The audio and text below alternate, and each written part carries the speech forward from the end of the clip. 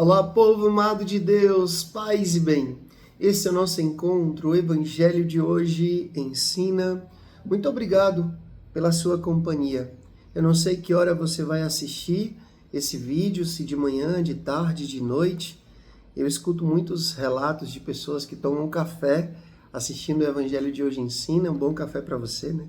Tem pessoas que escutam indo para o trabalho, ou então indo levar as crianças na escola, ou então já à noite, antes de dormir, junta toda a família e vão rezar e escutam juntos o Evangelho de hoje ensina. Eu agradeço demais, muito, a sua companhia. Fico feliz também de ser uma boa companhia para você. Aproveita e escreve aqui quando é que você normalmente costuma assistir o Evangelho de hoje ensina. Quero também aqui pedir perdão, porque às vezes, né, já aconteceu semana passada de o vídeo sair cortado, não sei porquê, não sei se é a questão da própria plataforma, mas eu tento fazer aqui tudo com muito carinho, com muito amor. E se por acaso não der certo no Instagram, vai lá no YouTube, né? Então, tem essa opção também, ok? Vamos lá, vamos ao Evangelho. Abra a sua Bíblia em São João, capítulo 16, do versículo 16 até o versículo 20.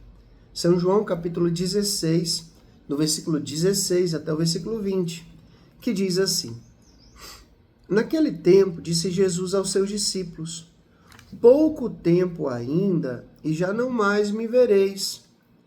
E outra vez, pouco tempo, e me vereis de novo.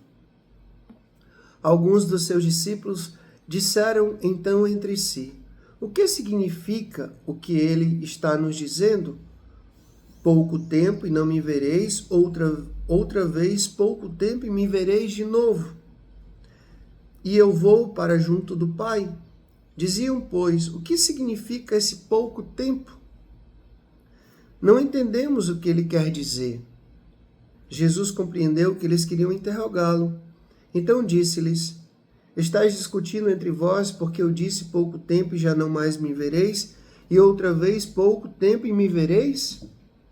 Em verdade eu vos digo, vós chorareis e vos lamentareis, mas o mundo se alegrará. Vós ficareis tristes, mas a vossa tristeza se transformará em alegria. Palavra da salvação. Glória a vós, Senhor. Povo amado de Deus, eu queria recomendar para vocês, eu sempre falo aqui alguma cena, alguma frase,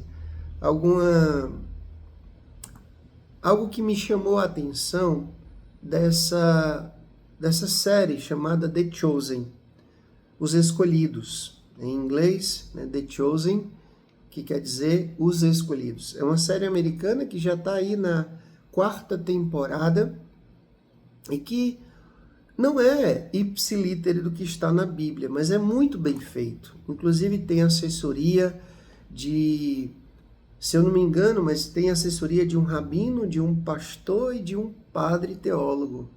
Então é uma série muito séria, né? Que conta a história de Jesus.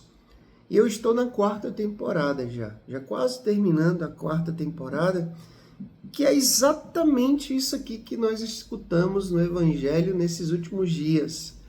Jesus está se despedindo dos discípulos. Jesus está deixando claro para eles o que vai acontecer. Eu vou para Jerusalém, eu vou sofrer, eu vou morrer, eu vou ressuscitar ao 3º dia. Aí Jesus fala aqui, né? Pouco tempo me vereis, daqui a pouco tempo não me vereis, daqui a pouco vocês vão me ver de novo. Isso gerou uma confusão na cabeça dos discípulos, mas o que Jesus está dizendo? Vocês estão me vendo agora, estou aqui com vocês, né? Daqui a pouco eu vou morrer, vocês não vão mais me ver, mas depois vocês vão me ver de novo, porque eu vou ressuscitar.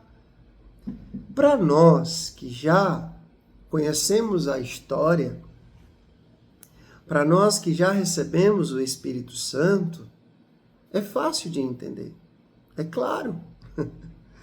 Mas para os discípulos que estavam vivenciando isso, é difícil mesmo.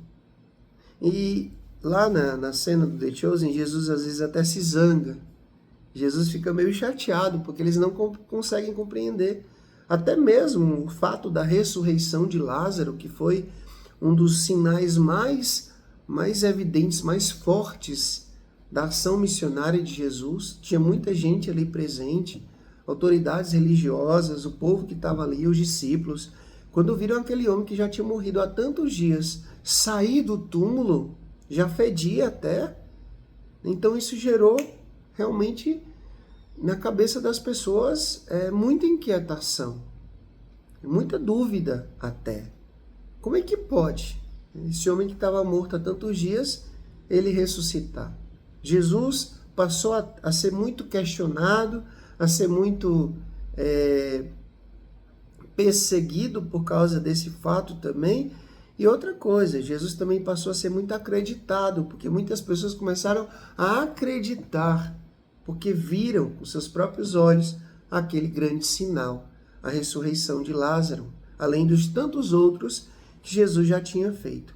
Mas hoje aqui a gente está vendo que os discípulos estão cheios de dúvidas, cheios de questionamento, cheios de inquietações.